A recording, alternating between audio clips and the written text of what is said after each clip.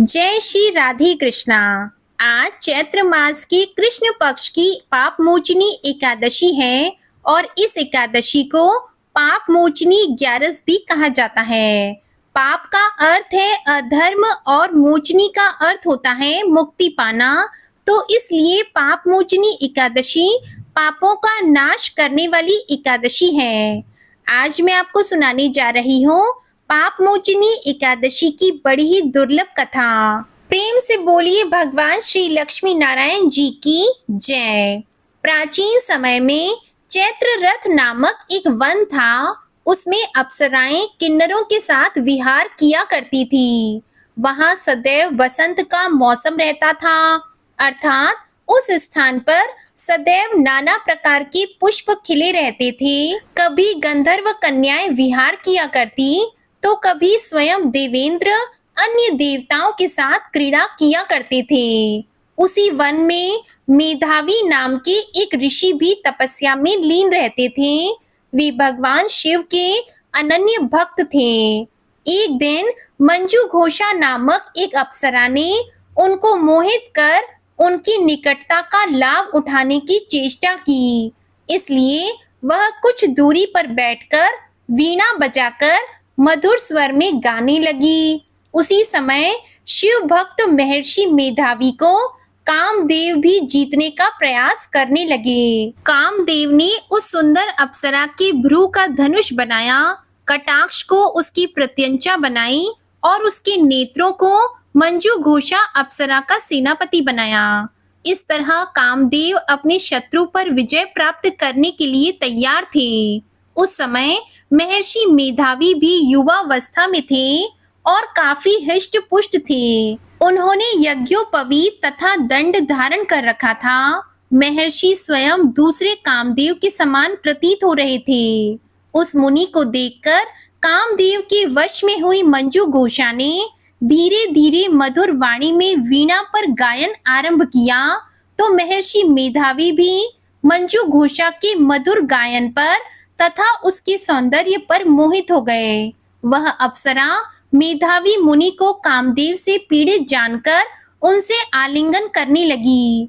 महर्षि मेधावी उस अप्सरा के सौंदर्य पर मोहित होकर शिव रहस्य को भूल गए तथा काम के वशीभूत होकर उसके साथ रमण करने लगे। काम के वशीभूत होने के कारण मुनि को उस समय दिन रात का कुछ भी ज्ञान नहीं रहा तथा अत्यंत दीर्घ काल तक वे दोनों रमण करते रहे। इसके बाद मंजू घोषा उस मुनि से बोली, हे ऋषिवर, अब मुझे बहुत समय हो गया है, अतः स्वर्ग जाने की आज्ञा दीजिए। अप्सरा की बात सुनकर ऋषि ने कहा, हे मोहिनी, संध्या को तो आई हो, थोड़ा समय ठहरो, प्रातः होने पर चली जाना।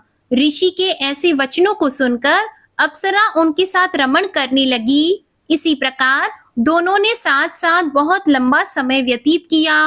मंजू घोषा ने एक दिन ऋषि से कहा, हे विप्र, अब आप मुझे स्वर्ग जाने की आज्ञा दीजिए।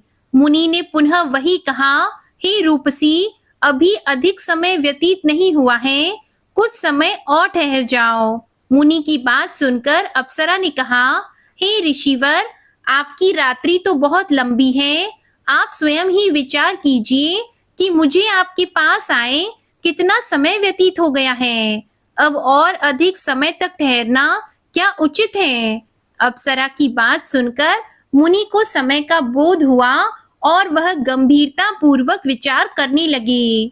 अब उन्हें समय का ज्ञान हुआ कि उन्हें रमण करते 57 वर्ष व्यतीत हो चुके थे।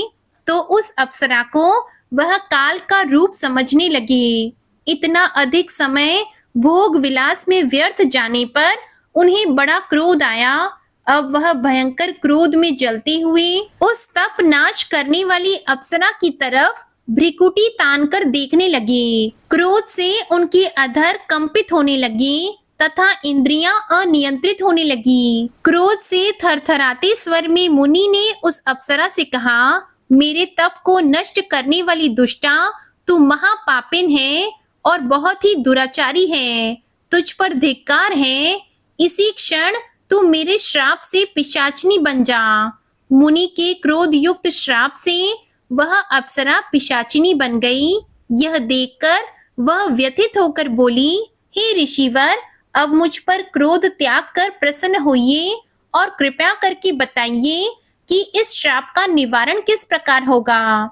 विद्वानों ने कहा है, साधुओं की संगत उत्तम फल देने वाली होती है और आपके साथ तो मेरे बहुत वर्ष व्यतीत हुए हैं, अतः अब आप मुझ पर प्रसन्न हो जाइए, अन्यथा लोग कहेंगे कि एक पूर्ण आत्मा के साथ रहने पर मंजू घोषा को पिशाचिनी बनना पड़ा। मंजू घोषा की बात सुनकर मुनि को अपने क्रोध पर अत्यंत ग्लानि हुई, साथ ही अपनी अपकीर्ति का भय भी हुआ।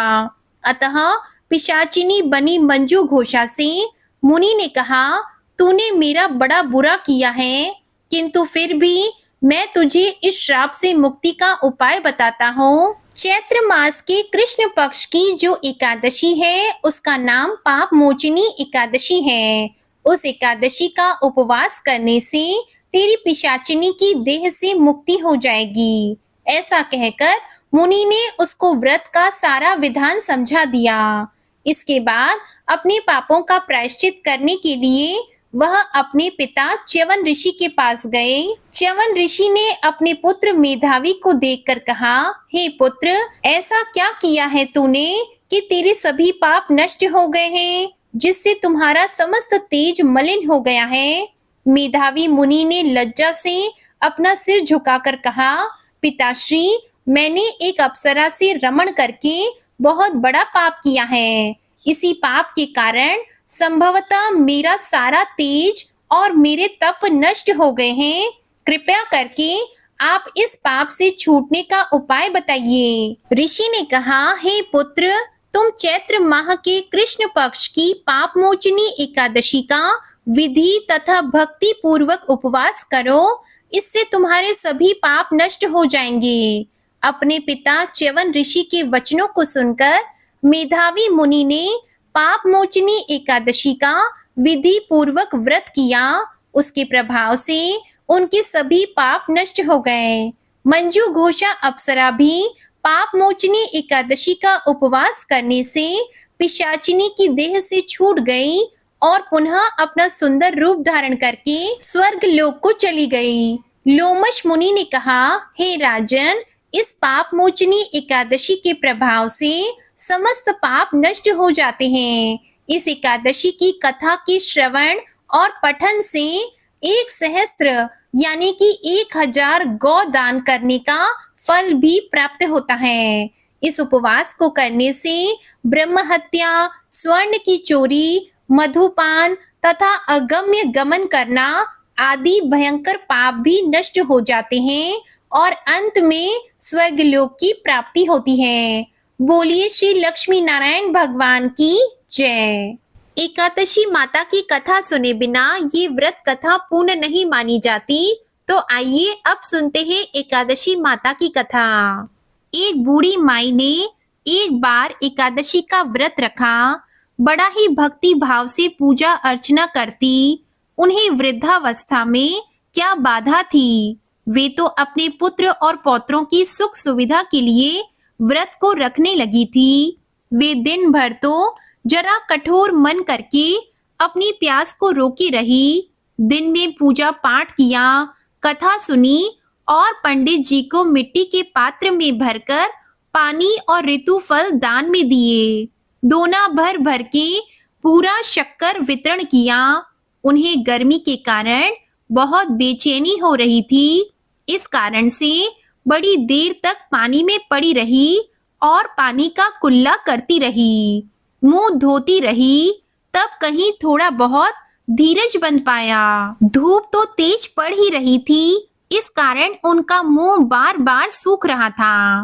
बूढ़ी माँ बहुत बेचैन हो रही थी। एक तो बुढ़ापा और दूसरा यह भयंकर गर्मी। वृद्धावस्था की स्थिति तो कुछ दूसरी ही प्रकार की होती है। जैसे जैसे रो धो के दिन कट पाया, अब पहाड़ सी रात सामने थी। उसका काटना बड़ा ही कठिन दिखाई दे रहा था। खटिया पर पड़े शांति नहीं मिल रही थी। वे बार बार करवट बदल रही थी। अनेक बार वे बाहर जाती और भीतर आती। उन्हें घर के अंदर शांति नहीं थी। वे पड़ी पड़ी एकादशी माता का स्मरण करती रही और कहती रही कि हे माता जी, आप मेरी लाज रखिएगा, आप ही मुझे शक्ति दीजिएगा, जिससे मैं भली भांति आपका व्रत कर सकूं और ये पहाड़ सी रात शांति पूर्वक व्यतीत हो जाए। प्यास के कारण बूढ़ी माँ की बेचैनी तो बढ़ ही रही थी। उन्होंने धैर्य रखने का बहुत प्रयास किया, किंतु सहनशीलता की सीमा टूट गई और वे घबराकर चिल्ला पड़ी और बोली कि बचाओ बचाओ। अम्मा जी का चिल्लाना सुनकर परिवार भर के नर नारी, बच्चे और पड़ोसी एकत्र होकर बूढ़ी अम्मा की खटिया के पास पहुंच गए। सबने पूछा कि अम्मा जी, आपको क्या हुआ है? आप क्यों चिल्ला रही हैं? आप इस वृद्धावस्था में यह कठिन व्रत क्यों कर रही हैं? अम्मा जी, शक्ति से भक्ति होती है। थोड़ी ही देर में वे फिर से बोली, अरे हमारे तो प्राण ही निकले जा रहे हैं। मेरी छाती पर ठंडे पानी का घड़ा रख दीजिए। नातियों ने दादी की छाती पर ठंडे पानी का पात्र रख दिया। तब कहीं उन्हें थोड़ा बहुत आराम मिला और थोड़ी देर के लिए उन्होंने अपनी आंखें बंद कर ली। एकादशी माता ने सोचा कि यह बूढ़ी अम्मा है तो बहुत कठोर, जरा जाकर उसकी परीक्षा लेनी चाहिए। वे आधी रात को मुर्गा बनकर टेर लगाने लगी। मुर्गा की आवाज सुनकर दादी जल्दी से उठी और बाहर आकर आसमान की ओर देखा, किंतु आसमान में कहीं उन्हें प्रातःकालीन तारा नहीं दिखाई दिया। तो वे सोचने लगी कि यह मुर्गा क्यों और कैसे बोल गया। उन्हें प्यास तो लग ही रही थी, थोड़ा बहुत उनका मन भी विचलित होने लगा था, किंतु अंत में उन्होंने दृढ़ निश्चय किया कि मैं अब व्रत को पूर्ण करके ही छोड़ूंगी, चाहे भले ही मेरे प्राण निकल जाएं। यह सोचकर वे फिर खटिया पर शिथिल होकर लेट गई। थोड़ी ही देर में एकादशी माता ने उनकी फिर से परीक्षा लेनी चाहिए। एक छोटी सी बालिका एक गिलास में शरबत लेकर उनके सिरहाने खड़ी हो गई और जोर से बोली कि दादी जी, सवेरा हो गया है, आप हाथ मुंह धोकर शरबत पी लीजिए। पहले तो शरबत का गिलास देखकर उनका मन ललचाने लगा, किंतु अचानक व्रत का स्मरण हो आया और उन्होंने सोचा कि मैं किसी भी प्रकार से अभी शरबत नहीं पी सकती हूँ। तो वे शांति पूर्वक अपनी खटिया पर लेट गईं। फिर थोड़ी ही देर में उन्हें ऐसा लगा जैसे किसी ने उन्हें पानी के कुएं में पटक दिया हो। वे बड़ी देर तक उस कुएं में हाथ पांव चलाती रही, लेकिन उन्होंने अपने मुंह में पानी की एक बूंद भी जाने नहीं दी और वे दृढ़ता पूर्वक अपने व्रत का पालन करती रही। थोड़ी ही देर में न जाने कहां से सामने आग जलने लगी, जिससे भारी गर्मी बढ़ने लगी। प्यास के कारण प्राण निकलने लगे, किंतु बूढ़ी अम्मा का कुछ भी नहीं बिगाड़ पाया। वे जहां की तहां मुस्कुराती हुई सी बैठी रही। थोड़ी ही देर में बाहर प्रकाश दिखाई देने लगा। ऐसा लगा कि जैसे सवेरा हो गया हो। बूढ़ी अम्मा ने जब बाहर निकलकर देखा तो वे समझ गई कि अभी सवेरा होने में 3-4 घंटे की देरी है। यह जानकर वे शांति पूर्वक इधर उधर घूमने फिरने लगी। एकादशी माता यह बात अच्छी तरह से समझ गई कि यह बूढ़ी अम्मा किसी भी प्रकार से अपने व्रत से नहीं टल सकती है। वे उनके सत्य व्रत को अच्छी तरह से समझ गई और सवेरा होते ही बूढ़ी माता ने स्नान किया, भगवान का पूजन पाठ किया, एकादशी माता की कथा सुनी, ब्राह्मणों को दक्षिणा देकर भोजन कराया।